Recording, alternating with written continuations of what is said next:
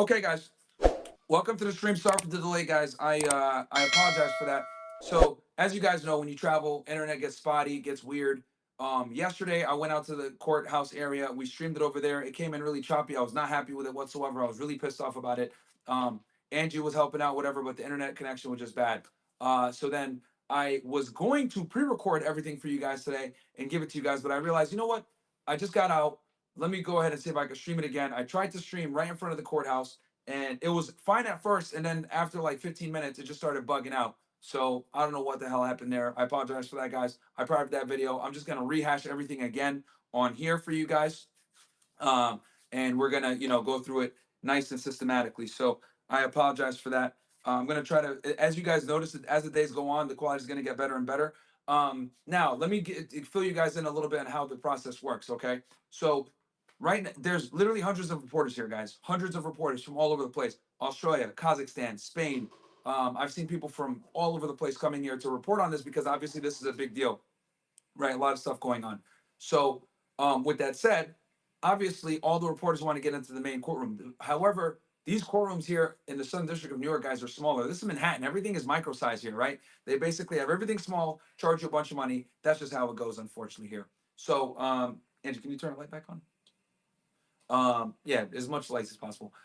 So what ends up happening, guys, is the way they do it is to get into the main courtroom, you pretty much have to be one of the first 20 people in line. But there's people that wait in line, bro, starting at 5 p.m. the day before. So they wait at 5 p.m., they hire them, they pay them, hundreds of dollars, and then they wait in line all night, and then they show up at like 7 or 8 o'clock in the morning, the reporter does, and takes the line from the person that's waiting there. Now, here's the thing. I actually paid for someone to get me in line, to try to get me in. I was number 36 today, and I still didn't get in the main courtroom, guys. And the reason why is because they're only letting about 20 people in. So it's damn near impossible to get into the main courtroom. Okay, very hard to do it.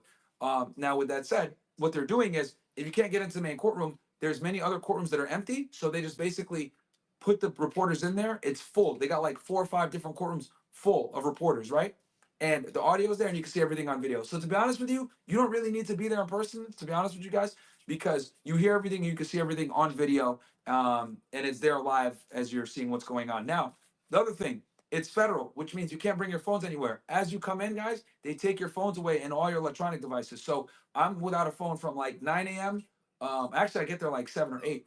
I'm without a phone until from that time up until about like well, they let you in around 8, so up until 5. So when I went on live yesterday or earlier today, I literally just walked out the courtroom and set the camera up and started streaming. But the problem is with that is the internet crapped out, as you guys saw. So I came back to the hotel, set up the Wi-Fi, and it's way better now, as you guys can see.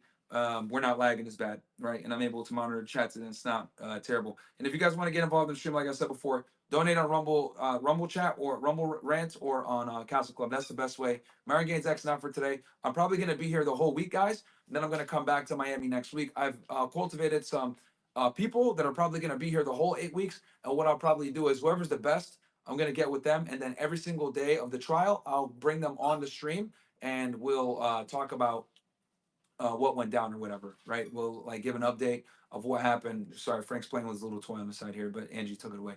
Um, so we're gonna talk about what happened. So I'm gonna figure that out for you guys. And then on the really important days, I might come in myself and report just on those days. So yeah, let's see here. Um, so we covered over the craziness in the courtroom. You can't bring your cameras in. Sorry, you can't bring your phone in or camera, anything like that. They take it. You gotta lock them up. And yeah, hundreds of people are here, guys. It's absolutely nuts. You cannot get in there. So okay, let's quickly go over what went down yesterday, and then we're gonna go into what went down today. So yesterday, guys, 2 witnesses went on. Okay, a guy named Officer Flores and another guy named something Phillips, who used to be a stripper, right? So the first guy was at the time back March 5th, 2016, as you guys know, the famous CNN video that went viral everywhere. That was the guy that reported that incident, and he went there and dealt with it on March 5th, 2016. Now, from what I understand, he's a police officer for LAPD, but back then he was like a security director for the Intercontinental Hotel, where that situation happened with Diddy and Cassie. Now, during his testimony, I'm going to summarize this for you guys. Basically, the piece of evidence that they brought in was his incident report at the Intercontinental Hotel on that day. And basically, what happened was he reported, what transpired in that day, but he left out a couple of things that he didn't necessarily talk about when that he left out things from the report that he talked about while he was on the stand. Two big ones were that Cassie had a black eye, and that there was a third man in the room uh, on the sixth floor of the Intercontinental Hotel. And the reason he saw this is because he went through to open the door when Cassie was getting her stuff and leaving, and he saw another individual in the room. Now, on cross examination, Brian Steele, the attorney for Young Thug, got him on a couple of these inconsistencies, because the problem is that the black guy, namely, which is I would say the most important fact, he didn't put that in his incident report. And Brian was like, well, if it was such a pertinent fact back then and you remember it 10 years later while you're testifying, why didn't you put that in your incident report? As someone who's security for the hotel, you have a duty to make sure if someone's actually injured on the property that you document it. And he didn't really have an answer for that. And the other thing that was very important is that he had the security guard said, Diddy told Cassie, you can't leave, right? That's what he told in his testimony. But when you read the report says Diddy told her to leave. So that's another big discrepancy that Brian Steele was able to catch him on. So on testimony, he says, oh yeah, Diddy told her not to leave. But in his report, it says Diddy told her to leave. Okay. And he says, how is it? And then he asked him, why didn't you put in the report that he told her to not leave, as you claim? And he said, oh, I didn't think it was that important at that time. It was like, well, you didn't think it was that important at that time, but now, 10 years later, you remember it in this trial. Now, granted, with that said, he's a security director over at Intercontinental. Does he think that this case is going to become a worldwide phenomenon where he's testifying in a federal courthouse in New York City? Probably not. He probably didn't foresee that. But it allowed Brian Steele the little wedge he needed to kind of attack his credibility. And that's what this is about, guys. I've talked about this before. I'll say it again. Throughout this trial, you're going to see the government's witnesses come up to scrutiny from the defense, challenging their character, challenging their integrity, challenging their story, the narrative. Are they telling the truth? Are they credible, etc.? So in this situation, before this guy became a police officer and properly understood how to write reports, he wrote this incident report, and it was obviously very poorly written, didn't have facts in it, and he mentioned facts during testimony that were not in that report that the government relied upon. So they beat him up on that. That was the first witness, right? Second witness was a stripper named Phillips, and he went for 2 days. During the direct examination, long story short, he basically was saying that he was getting paid by Cassie to have sex with her. He was basically an escort. He had met her through an escorting service. He was actually a stripper service. He was a stripper, but when he showed up, Cassie was there, and there was an individual there with a bandana and a white robe with a bandana over his face. He didn't know who he was, but he realized who it was after the fact by his voice, and he found out who Cassie was later on. They ended up having somewhat like a relationship where Diddy would call him over and Cassie would call him over, where he would hook up with her, and he would be paid, thousands of dollars to do this. And Diddy would be in there in the corner watching this happen and gooning, right? We talked about that yesterday. Now, today, okay, and if you guys want, that's all yesterday. Timestamps are there. I go over everything. I apologize for the choppy video, but the audio is what matters at the end of the day. And I go through everything in detail. So today it started off where they had him on cross-examination. So since he's a government witness, he got the direct examination by the government. Then he got the cross-examination by the defense. Now, I will be honest with you guys, the defense attorney that cross-examined him was not as strong as Brian Steele, who was another guy. Diddy has like 8 attorneys, by the way, chat, and there's 6 AUSAs. So 6 AUSAs and like 8 attorneys on Diddy's team. So this is obviously like, a big, big fucking deal. Okay. I haven't seen 6 AUSAs on a case in a very long time. That's like when you're, prosecuting huge organizations, mafia type stuff. The fact that they got 6 AUSAs for one guy on a RICO case is a little crazy, but obviously this case has a lot of media buzz, a lot of press, and it's probably the biggest case in hip hop in recent history, to be honest with you guys. So I'm not surprised that all these eyeballs are being involved in it. Okay, so let's see here. Hold on one sec, chat. Okay. I'm just looking at the chat, making sure everything is good. Dude said in here, expensive gooning. Okay. So, all right. So this guy gets brought again today on the cross-examination. Okay. And basically, what they were doing, guys, was kind of going over his story again, trying to catch him in little holes are there. The defense attorney didn't do really that great of a job of hitting him on cross. The one zinger that he did get was so the guy told a story of how he witnessed Diddy, okay, assault Cassie, and the way it went basically was he showed up, him and Cassie had sex, right? And after he has sex, what he basically does is he kind of sits there in the living room for a bit, and he waits until he's dismissed, okay? Because during these freak offs, which would occur for hours at a time, sometimes days, there'd be sessions, okay, in these freak offs, and with these sessions, he would hook up with her after he, finishes. They take a break and then they go again and do another session. So during the session was completed, he's sitting there waiting, right? Because he can't leave until they tell him to leave. Then he's paid. Diddy and Cassie go to the room, right? Now when he goes to the room with her, she comes out and she goes on her computer.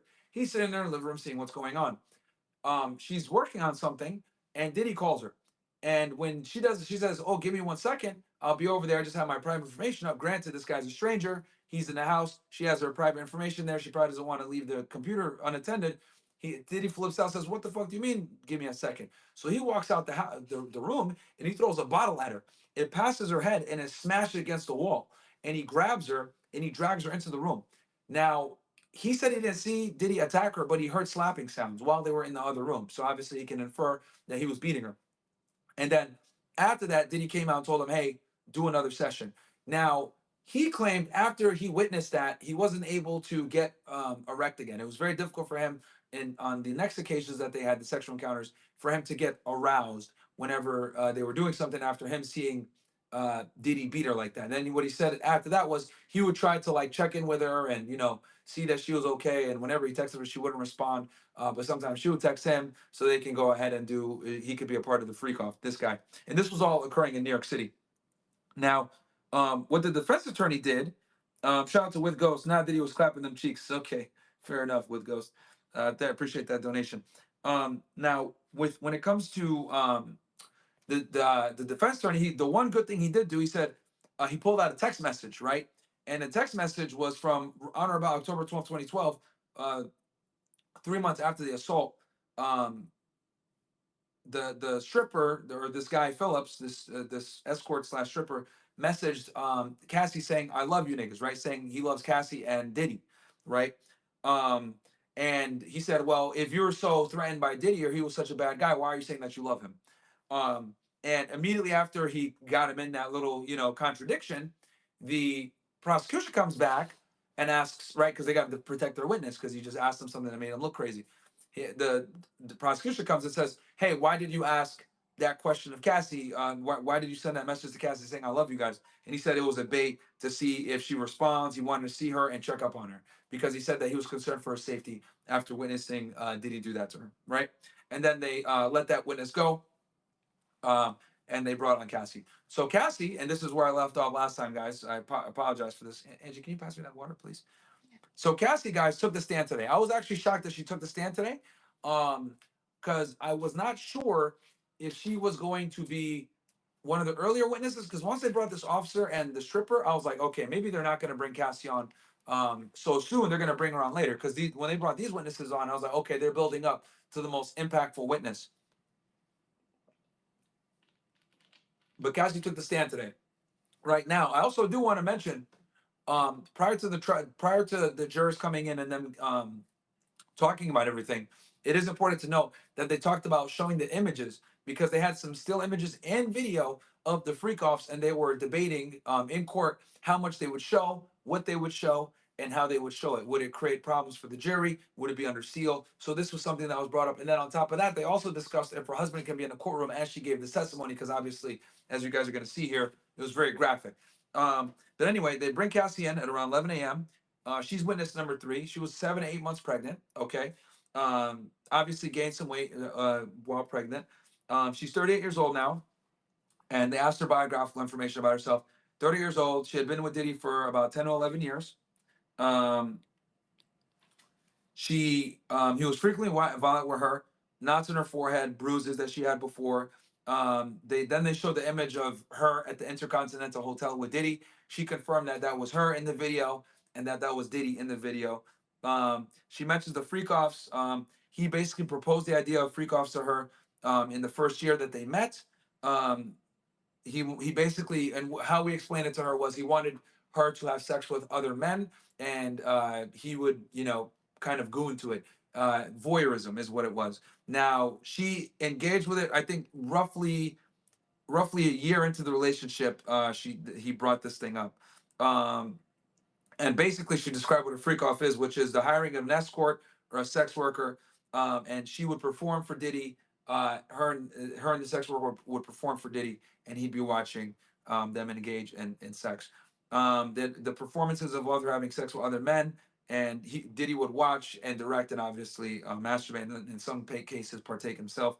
Um, she did it when she, obviously, as you guys know, she was a musician. She was signed to Bad Boy. She was signed somewhere around 2000, early 2006. She put out one album and a mixtape, and she never put out an album. She signed a deal, guys, for 10 albums, but she only ended up only putting out one album, her debut album in 2006, if I'm not mistaken, and then a mixtape in around 2011. But she never ended up putting up another album after that. She said what ended up happening was the Freak Offs became like her full-time job, pretty much, where they were having a freak off, she said, almost every week. Okay. It became a job. In the beginning he set it up, then she started setting them up. um she said that she did the freak offs even though she didn't want to do it. She felt like she didn't have a choice. Felt that the videos that were the videos of the freak offs could be used against her as blackmail to destroy her um career, so she complied. Also, he was hitting her, so she was scared. um let's see here. Took a lot of notes, Chad. So December of 2023, she provided the government with broken laptops, iPhones, and iPads.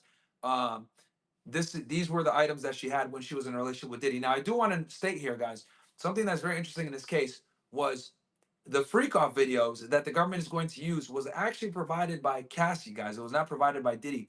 Many think that the freak off videos came from Diddy during the search warrants or the raids, but they actually came from Cassie, and Cassie gave the government this stuff in December of 2023. Okay, so that's a very important note. Um, the AUSA handed her a drive that she initialed and confirmed that the drive had the data that came off of these laptops, iPads, and phones. Um, they went through some photos in there. There was photos of her and her best friend, Carrie, a woman named Carrie Morgan, back in 2004. She said Carrie was her best friend. At the time when she met Diddy, at the time this photo was taken, it was in 2004. She was a model living in New York City. As you guys know, Cassie is, I think, from New London, Connecticut, if I'm not mistaken. Angie, can you double check for me? Yeah. Cassie Ventura. I'm almost certain she's from New London, Connecticut, which New London, guys, is roughly 2 hours from here. Okay, not too far, right over the border in Connecticut. She signed with Bad Boy Records on January or February of 2006. She was roughly 19 years old at the time. New London, Connecticut, Yeah. right? Okay. Um, she's roughly 19 years old when she signed a 10 album deal. Again, album released in August of 2006. She released one album. Um, and then obviously she said Diddy stuck by her when she started out. He supported her through rough performances in the beginning. Um, then they showed photos of her at the VMAs, at the CFDA Awards. In 2006, she celebrated her 21st birthday in Las Vegas at the VMAs. And she said that at this point, Diddy kissed her for the first time in a bathroom of a suite in Vegas on her 21st birthday weekend. Um, she said that she was a new artist. She didn't really know how to respond to it. She felt a little nervous because obviously Diddy was a mogul. And just so you guys know, back in 2004, this guy was everywhere. He was running Making a Band. He was on MTV. He was on VH1. You could not avoid Diddy in 2004, guys. Early 2000s, this guy was everywhere. He was in every music video. He was doing a bunch of remixes. He was working with all the top artists. He was involved in a lot of big music projects. He had Sean John. The guy was just everywhere. Okay, so I could see why she might be intimidated. For you Gen Zers, sorry, you Zoomers, you younger guys, you guys might not know how powerful or how popular Diddy was back in the 2000s, but he was huge. Okay, he was huge. So she felt very intimidated with him. Then she would go see him at his hotel. She mentioned one time where she went to the Trump Hotel to meet with him, um, and she got introduced to oral sex by Diddy. He basically went down on her, but she didn't go down on him. She said that she was shy and timid. He was not happy about that. Then she went to go visit Diddy in Miami. They spent the weekend together. She co-hosted a party at Miami Beach.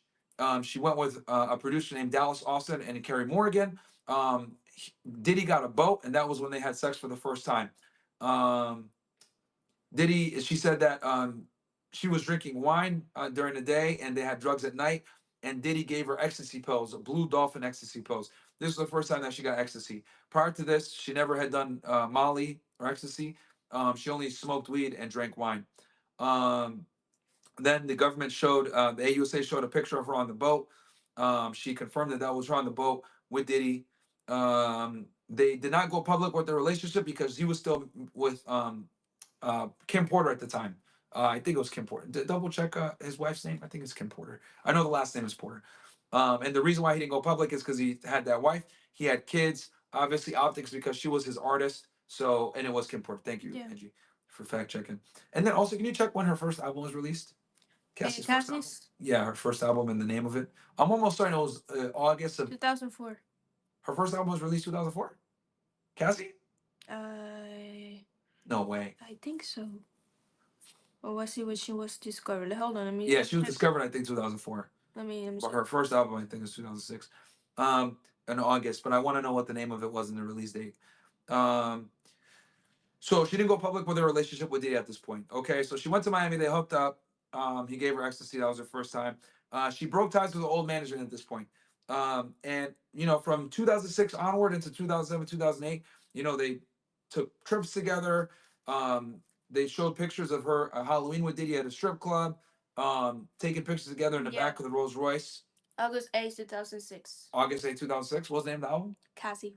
Okay, self-titled, Cassie. Okay. Um, so what she said was, as time continued into 2007, 2008, he started to become more controlling. If she didn't answer the phone, he would keep calling, or he would send staff to go check on her. He would tell her to fix her face, watch her mouth. If she had a slick mouth, she did admit there were times where she was being a brat or whatever. They did not live together. He had her do a lot of busy work, recording music that never came out. She said she recorded hundreds of songs. Let's see. Opportunities came that Diddy did not let her participate in. If she ignored Diddy, he would call or send someone to see her, to include the security. Um, Names of the security was let's see here. Uncle Fonz, Dolly, Fahim Malik. Trusted associates that he had were David Jeans, Christina Coran, Neil Dominic. There were times the relationship was not exclusive. Both of them cheated on each other, but she was jealous. She admitted that she was jealous. He had a lot of women, despite saying that it's just us. So he did lie to her, saying that selling the dream. They lived in New York City during the relationship, but he got her an apartment in the West End for her birthday, so that she could be closer to him. And Diddy paid the rent. She also had a place in L.A. She ended up moving to L.A. with Diddy because Diddy moved to L.A. Once again, she had her own place. He had his own spot, and he wanted to be closer to his kids. That's why he moved out to L.A. because his kids were out there. Um, Diddy lived in 200 South Mapleton, LA. It was a mansion that he rented. He would show up unannounced at her place sometimes. She recorded hundreds of songs while with Diddy. Some got released, some got leaked, but some never got released. Like I said before, one album, but no, the other 9 albums never got done. And she only put out a mixtape in 2011 or 2012. Let's see here. The freak off, she said, became a job. That's why she couldn't record music as much. And she was spending a lot of time where she was partying for days, doing these freak offs, doing drugs, drinking alcohol. She'd be having sex with these escorts. Sometimes the freak offs will last 36, 48 to 72 hours. She said the longest freak off lasted 4 days, which is absolutely nuts. Hold on, chat. Just getting some water. I'm looking at you guys in the chat. You guys are going crazy. With Ghost again says, between Cassie and Jack Doherty's girl today, I'm just convinced women have no agency and they need to go back in the kitchen and peel 19.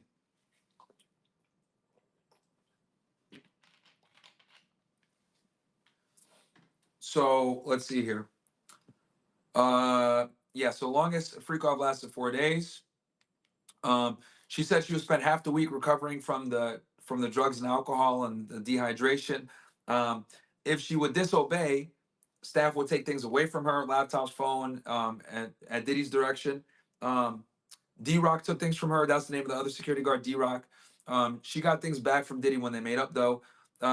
She was in constant contact with Fletcher, who was one of Diddy's assistants, and also with Christina Carone. She talked with her every day. She helped her with logistics. So Cassie was very intimately involved with his staff and the people that work for him. Um, Diddy did have safes. She did tell one interesting story. Let me make a start on this.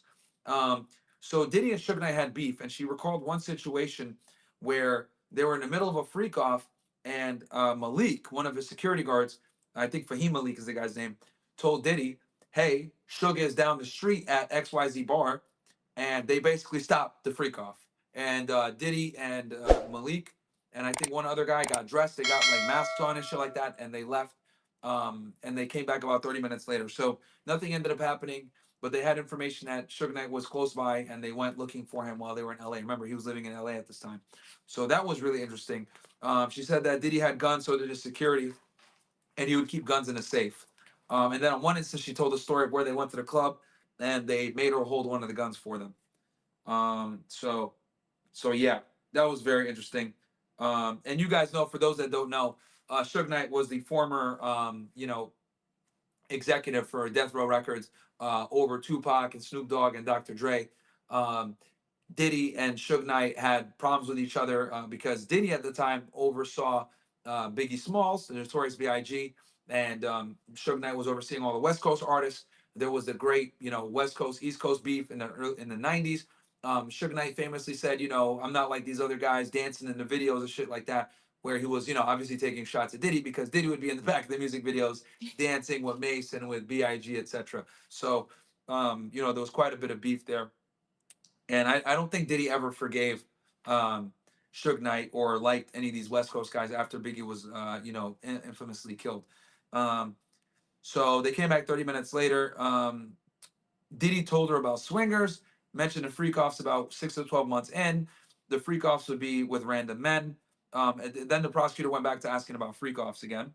Um, let's see here. Yeah, you guys enjoying the stream, by the way? Give me O slash to the chat if you guys are enjoying the stream so far and it's good.